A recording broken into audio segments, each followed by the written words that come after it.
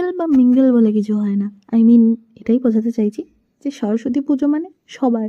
ওই যে Valentine day যে তার জন্য যে মিঙ্গেলদেরই হবে, সিঙ্গেলটা বেকার, তা নয় ভাই। সবার জন্য পুজো, আর পুজোটা আনন্দ করাটাই হচ্ছে মেন পয়েন্ট। সো আমি রেডি হচ্ছিলাম, মানে রেডি ইন দি সেন্স হচ্ছে ওই যে ফার্স্টেই দেখালাম ঠাকুর পরিষ্কার করলাম, হচ্ছে সরস্বতী পুজো 2 দিন পর। তাই যে আমার বিচ্ছিরি বিচ্ছিরি নেলস 2 সেকেন্ডের মধ্যে এক্ষুনি বদলে যাবে। দেখো এবার নেলসটা আমি এইভাবে করেছি, জানি অতটা ভালো লাগছে না হয়তো, বাট কী করব, করা হয়ে গেছে, আর কিছু করার নেই। যাই হোক, তারপরে যে আমি আবার বেরিয়ে পড়েছিলাম, কিছু কাজ ছিল আমার। বেসিক্যালি দিনগুলো এরকম ল্যাদ খেয়ে কাজ করে সব রকম